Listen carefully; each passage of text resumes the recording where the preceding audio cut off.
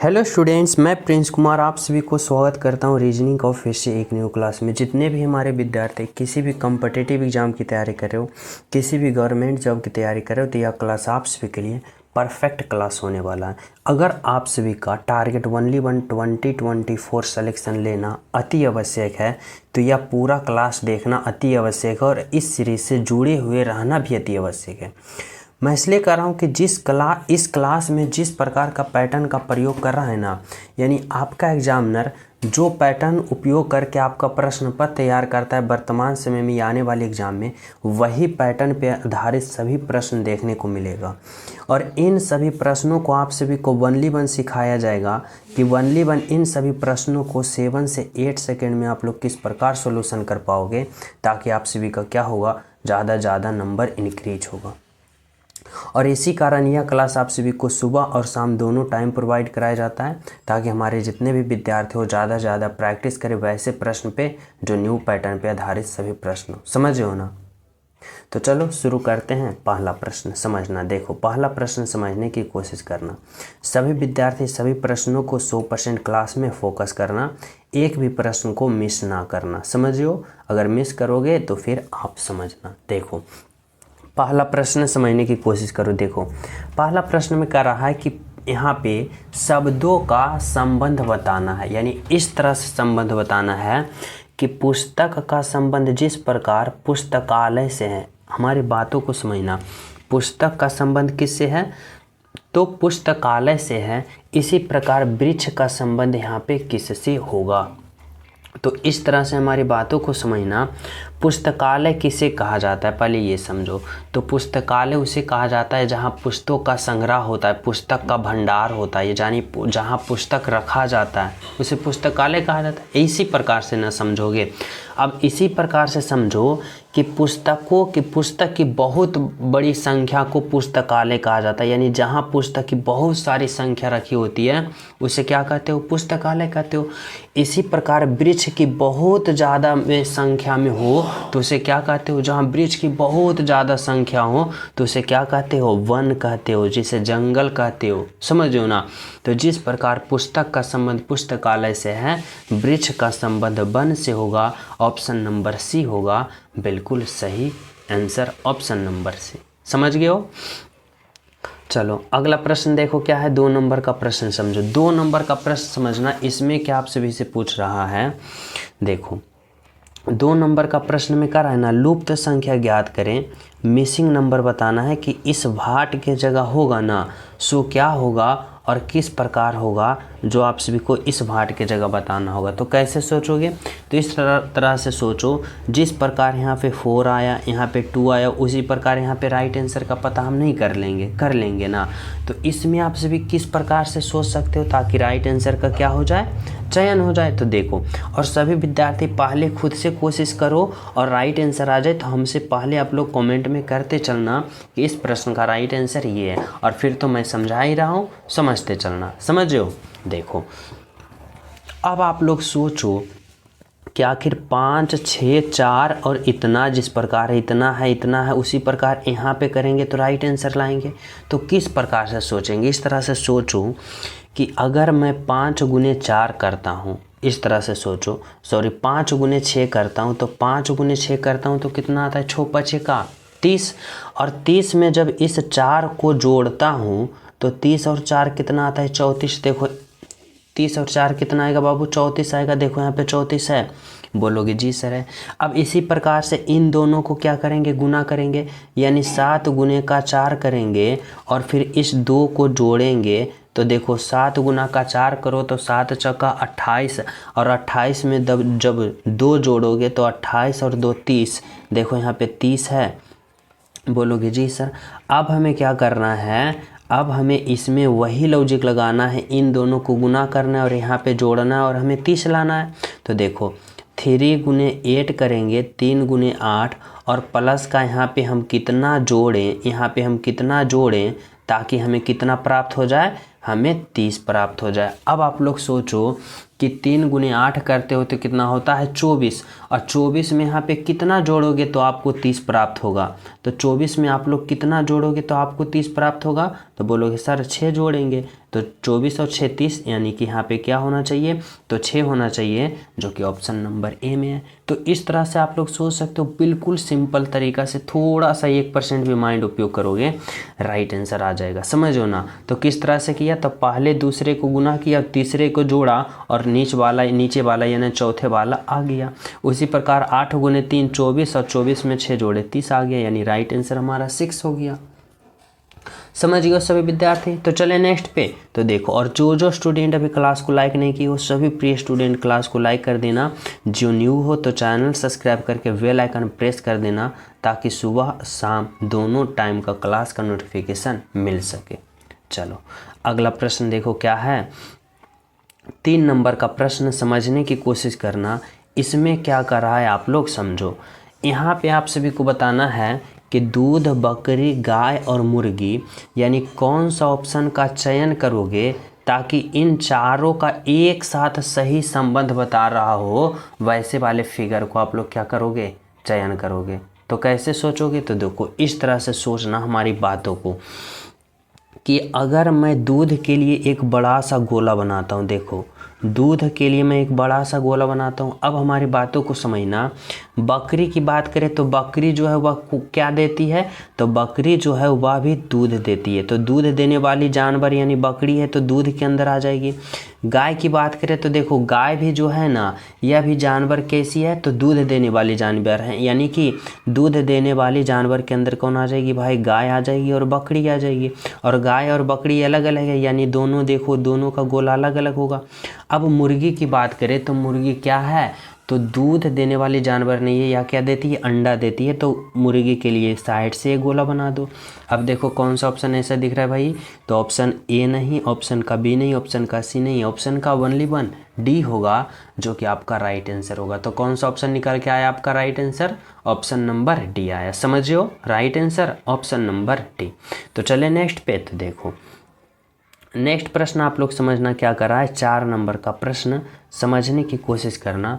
कर रहा है, दिए गए वैकल्पित शब्दों में से ऐसे शब्द का चयन कीजिए जो निम्नलिखित शब्द के अक्षरों का प्रयोग करके नहीं बनाया जा सकता है। देखो बाबू, यहाँ पे आप सभी को बताना होगा ना कि इतना का प्रयोग करके कौन सा ऑप्शन जो है ना क्या कर रहा है, नहीं बनाया जा सकता है, नहीं बनाया जा सकता। अब देखो, तो देखो यहाँ पे क्या ऑप्शन है, कुछ चेक करते हैं। DEPEND, देखो डी है, पी है, ई है, एन है, डी है, डी है, पी है, DEPEND डिपेंड है, यानी यह बनाया जा सकता है। अब देखो क्या है, RET, देखो कहाँ पे है, तो आर यहाँ है, ई है, यहाँ टी है, RET। फिर आर की बात करें तो देखो एक इसमें एक ही आर है, इसमें देखो क्या है, एक ही आर है। हमारी बातों को समझना। ऑप्शन ए तो बनाया जा सकता है। ऑप्शन बी में देखें तो इसमें देखो एक आर है, इसमें भी एक आर, लेकिन यहाँ पे एक आर को और बुलाया गया है, लेकिन इसमें देखो एक ही आर है, यानी कि एक आर यहाँ पे मिस है। चलो कोई बात नहीं। अब ऑप्शन सी को चेक करते हैं। तो ऑप्शन सी को चेक करो, तो ऑप्शन सी में क्या है, REP, देखो आर है, ई है, पी है, ठीक है भाई। फिर ई देखो है, फिर एन है और टी है, ठीक है। ऑप्शन सी भी बन सकता है। ऑप्शन डी को देखो, DEEPEN, देखो डी है, फिर डबल ई, एक ई, दो ई, डबल ई, फिर देखो पी है, फिर एक ई है, देखो एक ई है, और फिर क्या है, एन है, एन, यानी क्या हुआ, तो ऑप्शन ए, ऑप्शन सी और ऑप्शन डी बनाया जा सकता है। ओनली 1 ऑप्शन बी नहीं बनाया जा सकता है। इसलिए नहीं बनाया जा सकता है कि इसमें देखो 2 आर का प्रयोग किया है, और इसमें ओनली 1 एक आर का है, एक आर यहाँ से मिस कर दिया है। इसीलिए option number B right answer होगा, जो कि नहीं बनाया जा सकता है। यही ना पूछ रहा है, समझ गए हो। चलो अगला प्रश्न देखो क्या है, 5 नंबर का प्रश्न समझना क्या पूछ रहा है आप सभी से एग्जामिनर। यहाँ पे करा है, वह उत्तराकृति चुनिए जिसमें प्रश्न आकृति छुपी हुई है।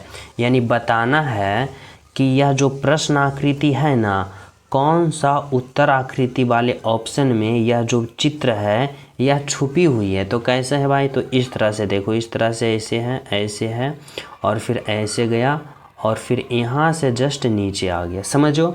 अब देखो कि कौन सा प्रश्न आकृति है जो भाई उत्तर आकृति में छिपी हुई है। तो कहाँ किस प्रकार से ढूंढोगे, तो देखो अगर हम बात करें ऑप्शन ए में तो नहीं दिख रहा है कहीं, ऑप्शन बी में भी कहीं नहीं दिख रहा है और ऑप्शन डी में भी कहीं नहीं दिख रहा है। ऑप्शन सी बचा तो बोलोगे सर इसमें कैसे दिख रहा है, तो इस तरह से देखो कि यहाँ पे देखो इस तरह से एक इस तरह से ऐसे या फिर इस तरह से चला गया। तो यहाँ से देखो एक रेखा, दो रेखा और ये तीन रेखा और इधर चला गई, इधर चला गया, किस तरह से इधर चला गया और उसके बाद जस्ट नीचे आ गया, उसके बाद देखो जस्ट नीचे आ गया। तो only one option number C है जो कि क्या है आपका राइट आंसर है, बिल्कुल सही है, समझियो। तो कौन सा ऑप्शन में है यह प्रश्न आकृति, तो यह प्रश्न आकृति ऑप्शन नंबर सी जो है उत्तराकृति में सम्मिलित, समझ गए हो ना। तो चले नेक्स्ट पे, तो देखो नेक्स्ट प्रश्न आप लोग समझना क्या कर रहा है, 6 नंबर का प्रश्न समझने की कोशिश करना। देखो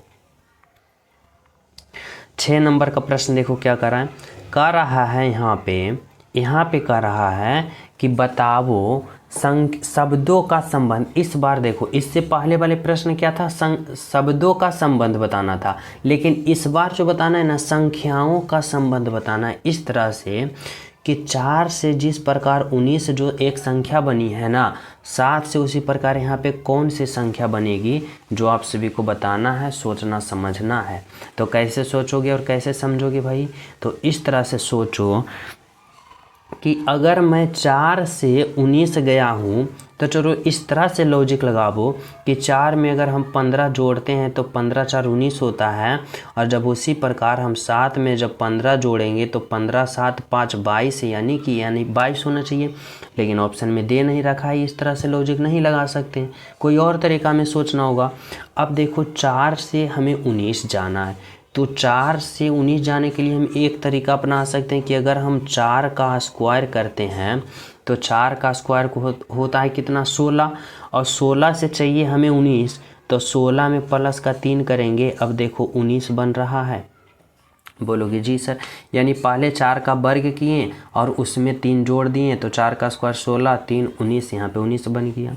अब इसी प्रकार इसमें भी क्या करेंगे, तो इसमें भी क्या करेंगे, तो उसी प्रकार 7 का स्क्वायर करेंगे। 7 का स्क्वायर करेंगे तो कितना आएगा, तो 7 का स्क्वायर 49 आएगा। और जब इसमें आप लोग अपने मन से 3 को जोड़े हो तो इसमें भी अपने मन से 3 को जोड़ोगे, तो 49 में जब 3 जोड़ोगे तो कितना होगा, तो 49 में 3 जोड़ो 50 51 52 यानी 52, 52 जो होगा आपका राइट आंसर कौन सा है, ऑप्शन ए है, जो कि क्या है बिल्कुल सही है, बिल्कुल सत्य, ऑप्शन नंबर ए, समझ हो ना। चलो अगला प्रश्न देखो क्या है,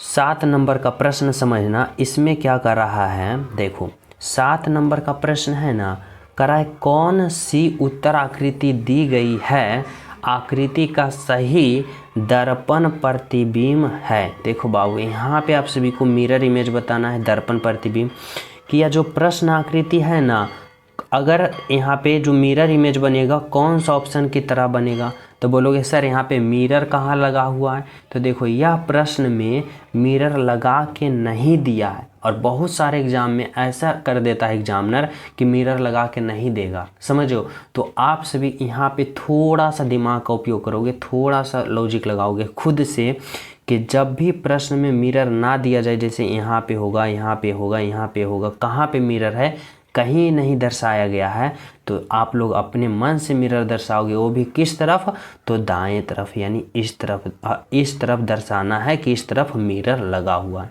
समझो ना हमारी बातों को। जिस प्रश्न में मिरर ना दर्शाया गया हो उस तरफ अपने दाएं ओर लगा लेना। अब देखो जब इस प्रश्न के यहाँ पे मिरर लगाते हो तो इसका प्रतिबिंब कैसा बनेगा, तो मिरर का क्या होता है भाई, दाएं वाला बाएं में, बाएं वाला दाएं में चला जाता है, यानी उलट पुलट जाता है। तो देखो इस तरह से जो तीर है ना, यहाँ पे अगर मिरर लगाओगे तो यह किस तरह से हो जाएगा, इस तरह से हो जाएगा, यानी इस तरह से हो जाएगा, समझो ना। और ऊपर में देखो यहाँ पे बिंदु है तो बिंदु रहेगा, और तीर जो इस तरफ है इस तरफ आ जाएगा। कौन सा ऑप्शन में है, तो ऑप्शन ए नहीं, ऑप्शन का सी नहीं, ऑप्शन का डी नहीं, ओनली वन ऑप्शन का बी होगा, जो कि बिल्कुल सही है। समझ रहे हो? चलो अगला प्रश्न देखो क्या है। 8 नंबर का प्रश्न समझना।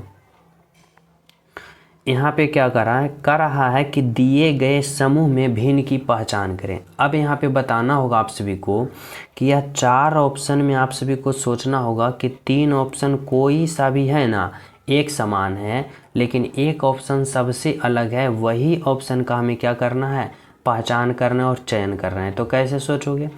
करा है सबसे अलग भिन्न की पहचान करें, तो इस तरह से सोचो कि देखो 22 है, 12 है, 18 है और 15 है। इसमें 3 ऑप्शन एक समान है, एक सबसे अलग है। वह कौन सा ऑप्शन है भाई? तो देखो अगर हम बात करें 12 का, अगर हम बात करें 18 का, अगर हम बात करें 15 का, तो अगर हम 12 में 3 से भाग करते हैं तो यह पूर्ण रूप से कट जाता है। देखो 3 छक्का 12। अगर 18 में हम 3 से भाग देते हैं तो 3 छक्का 18, यह भी पूर्ण रूप से कट जाता है। अगर हम 15 में 3 से भाग देते हैं तो 3 पचे 15, देखो पूर्ण रूप से कट जाता है। लेकिन जब 22 में आप लोग 3 से भाग दोगे तो यह पूर्ण रूप से विभाजित नहीं होगा। यानी आपका राइट आंसर जो होगा ना, ऑप्शन नंबर ए होगा, बिल्कुल सत्य, बिल्कुल सही। कौन सा? Option number A. समझ रहे हो ना? तो इस तरह से आप सभी को सोचना होगा इन सभी प्रश्नों में। चलो अगला प्रश्न देखो भाई क्या है। 9 नंबर का प्रश्न समझना। करा यदि STOVE स्टोव का कोड इतना है, EVOTS इवटोस है।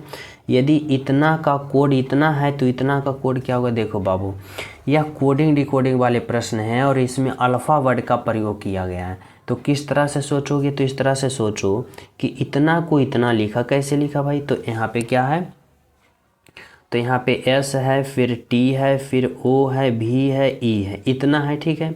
और इतना को क्या लिखा? तो E लिखा, V लिखा, O लिखा, T लिखा, S लिखा।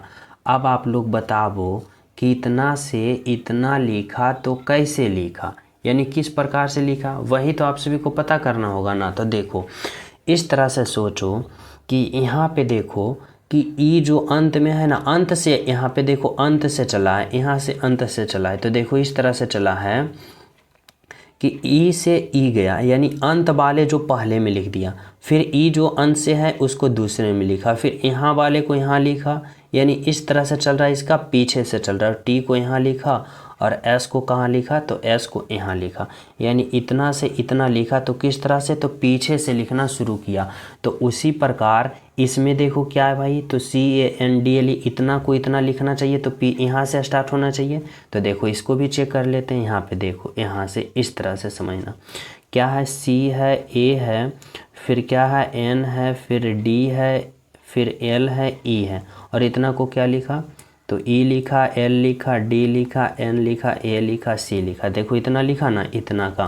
तो देखो E जो अंत में है उसको पहले में लिखा, L उसके बाद में लिखा, D उसके बाद लिखा, N उसके बाद लिखा, A उसके बाद लिखा और C उसके बाद लिखा, यानी इसमें भी पीछे से चला।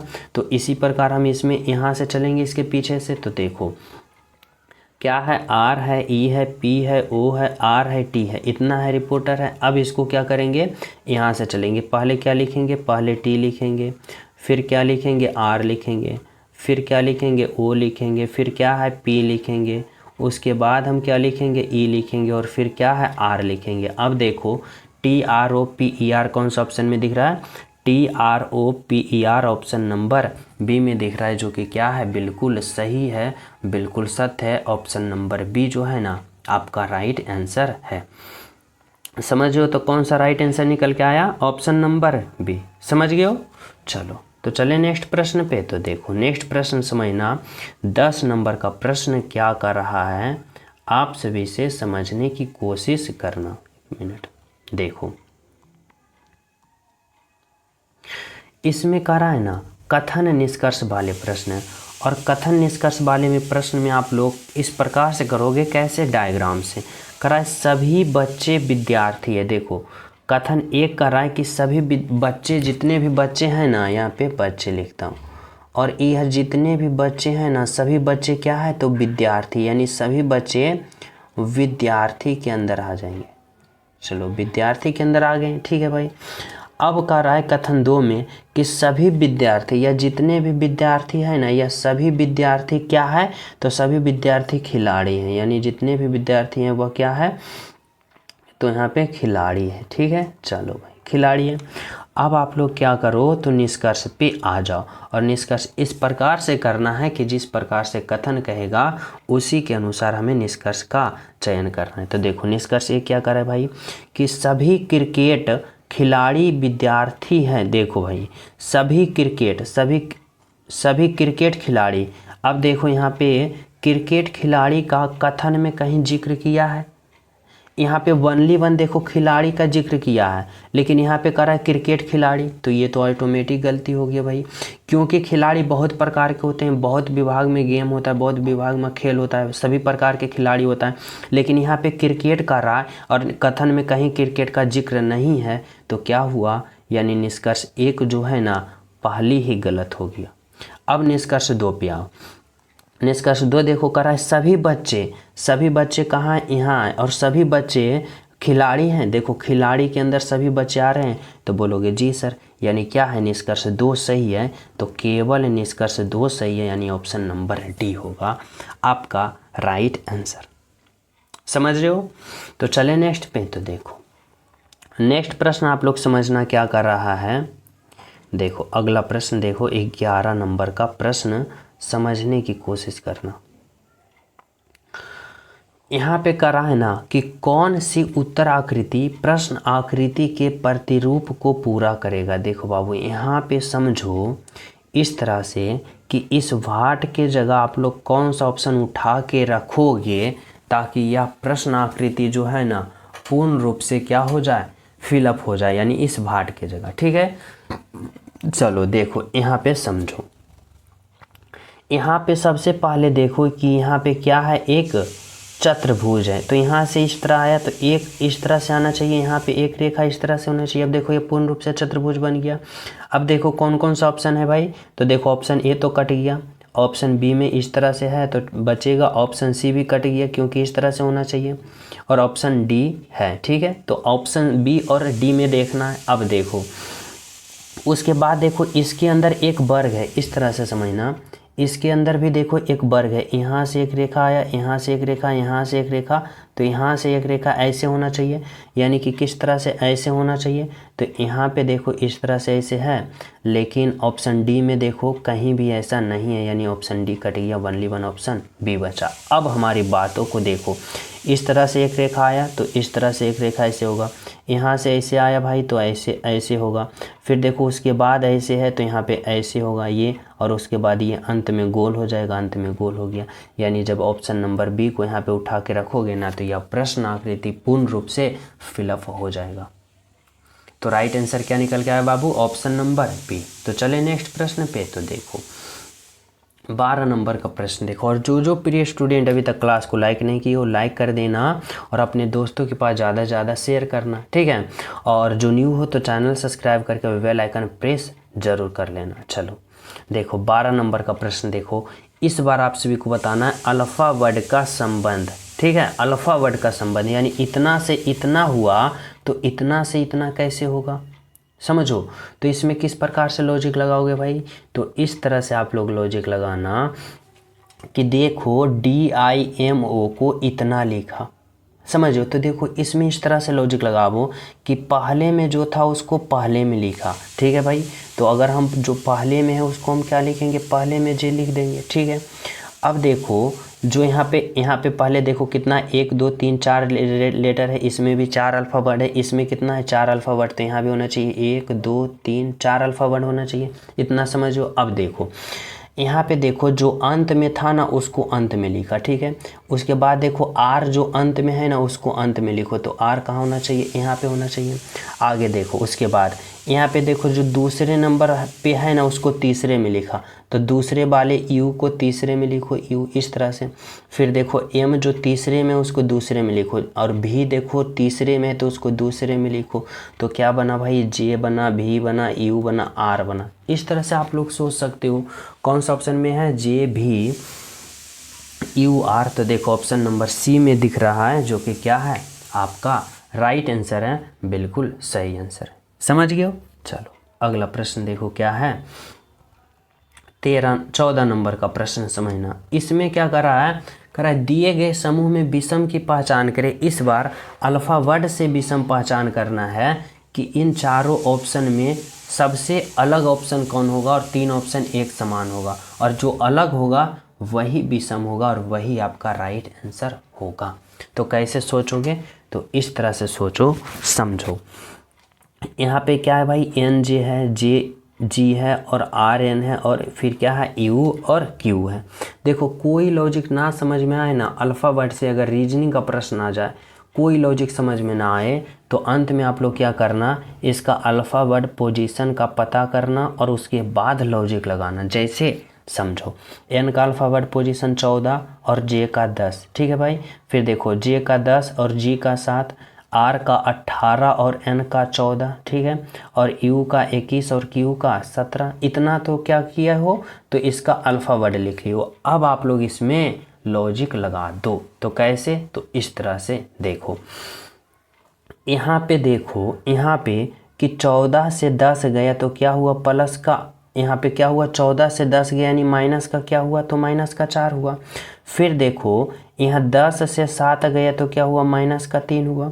फिर देखो 18 से 14 गया तो माइनस का 4 हुआ। और फिर देखो 21 से 17 गया तो माइनस का 4 हुआ। अब क्या लॉजिक समझ में आ गया, बोलोगे जी सर। देखो ऑप्शन ए में जो है माइनस का 4, ऑप्शन सी जो है माइनस का 4, ऑप्शन डी जो है माइनस का 4, लेकिन वनली वन ऑप्शन बी जो है वह क्या है भाई, तो माइनस का 3 किया। यही तो सबसे अलग है, सबसे विषम है, और इसी को तो हमें पहचान करना था। तो राइट आंसर क्या निकल के आया, तो ऑप्शन नंबर बी निकल के आया, जो कि क्या है आपका राइट आंसर है, बिल्कुल सही आंसर। समझ रहे हो ना। तो चले नेक्स्ट प्रश्न पे। तो देखो नेक्स्ट प्रश्न आप लोग समझना, 15 नंबर का प्रश्न आप सभी से क्या कर रहा है आपका एग्जामिनर। करा इस प्रश्न में दिया गया कौन सा विकल्प निम्नलिखित शब्दों का सार्थक क्रम होगा, बताना होगा कि बालक है, व्यवसाय है, विवाह है, शिशु है, शिक्षा है। तो सबसे पहले क्या होगा, सार्थक क्रम मतलब होता है ना कि सबसे पहले, उसके बाद, उसके बाद, उसके बाद और फाइनल अंत में कौन होगा, जो आप सभी को बताना होगा। तो देखो कैसे सोचोगे इसमें भाई, तो इस तरह से देखो, सबसे पहले की बात करें ना, तो सबसे पहले क्या होता है, शिशु होता है। क्या होता है, शिशु होता है, यानी 4 नंबर। जब वह शिशु होता है तो थोड़ा सा विकास होता है, विकसित होता है, तो वह क्या होता है, बालक होता है, यानी 1 नंबर होगा। बालक होने के बाद फिर क्या करता है भाई, शिक्षा का ग्रहण करता है, यानी 5 नंबर। शिक्षा ग्रहण करने के बाद क्या करता है, तो व्यवसाय चालू करता है, यानी 2 नंबर। और व्यवसाय चालू करने के बाद अंत में विवाह करता है, कि पहले विवाह करने के बाद व्यवसाय चालू करता है, नहीं, पहले व्यवसाय चालू करेगा, कुछ पैसा कमाएगा, उसके बाद विवाह करेगा, यानी कि फाइनल अंतिम कौन सा होगा, तो 3 नंबर होगा, यानी फाइनल वह विवाह करेगा। ठीक है, तो देखो पहले क्या है, शिशु होगा, फिर क्या है भाई, बालक बनेगा, फिर क्या है, तो वह शिक्षा ग्रहण करेगा, फिर व्यवसाय चालू करेगा और उसके बाद विवाह करेगा। 4 1 5 2 3, 4 1 5 2 3, ऑप्शन नंबर डी जो होगा आपका राइट आंसर होगा, बिल्कुल सही आंसर होगा। समझ रहे हो। चलो अगला प्रश्न देखो क्या है, अगला प्रश्न समझना, 16 नंबर का प्रश्न समझने की कोशिश करना। क्या करा है, श्रृंखला को पूरा करें। देखो यह जो सीरीज है ना, नंबर सीरीज है, और इसमें इस भाट की जगह क्या होगा, जो आप सभी को क्या करना है, बताना है और सोचना समझना होगा। तो कैसे करोगे, किस तरह से समझोगे, तो इस तरह से सोचना और समझना। जैसे कि देखो 1 से क्या हो गया भाई, 2, 2 से क्या हुआ 5, 5 से क्या हुआ 10, 10 से क्या हुआ 14। तो इसी प्रकार यहाँ पे क्या होगा, तो किस तरह से लॉजिक लगाओगे, तो इस तरह से सोचो कि 1 से 2 हुआ तो क्या हुआ, तो बोलोगे सर जी प्लस का 1 किया। फिर देखो 2 से 5 हुआ तो क्या हुआ, प्लस का 3 किया। 5 से पुनः 10 हो गया तो क्या हुआ, प्लस का 5 किया। और फिर क्या हुआ, 10 से 17 हुआ तो क्या हुआ भाई, प्लस का 7 हुआ। तो इसी प्रकार आगे करेगा तो क्या होगा। अब लॉजिक समझ में आ रहा होगा आप सभी को कि नहीं, तो बोलोगे जी सर, यानी क्या सीरीज चल रहा है, तो +1 +3 +5 +7, यानी 1 से 3 हुआ, फिर 5 हुआ, फिर 7 हुआ, तो इस बार कितना होना चाहिए, 9 होना चाहिए। क्योंकि 2 2 बढ़ रहा है, 1 फिर में 2 बढ़ा 3, 3 में 2 बढ़ा 5, 5 में 2 बढ़ा 7 और 7 में 2 बढ़ेगा 9 होगा। तो जब आप लोग 17 में 9 जोड़ोगे तो कितना होगा, तो 17 में जब आप लोग 9 जोड़ोगे तो 17 9 26, यानी यहाँ पे क्या होगा, तो 26 होगा, 26 होगा, ऑप्शन नंबर डी होगा। समझो ना क्या निकल के आया ऑप्शन नंबर, तो ऑप्शन नंबर 26 आया। तो इस तरह के सीरीज में चले तो हमें राइट आंसर का पता चल गया। समझो, चलो देखो 17 नंबर का प्रश्न आप लोग समझने की कोशिश करना। इसमें क्या कर रहा है समझो, कह रहा है दी गई आकृति में बेमेल आकृति की पहचान करें।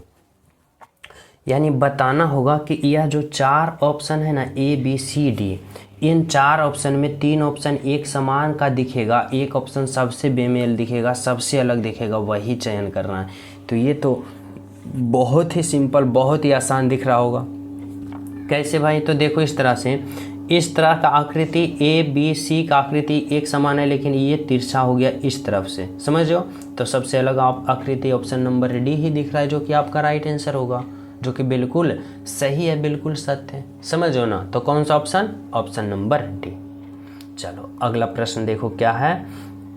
तो 18 नंबर का प्रश्न समझना क्या कर रहा है इस बार कि इस बार संख्याओं का ही संबंध बताना है, इस तरह से कि 37 से 23 कैसे हुआ तो 19 से यहाँ पे कैसे होगा।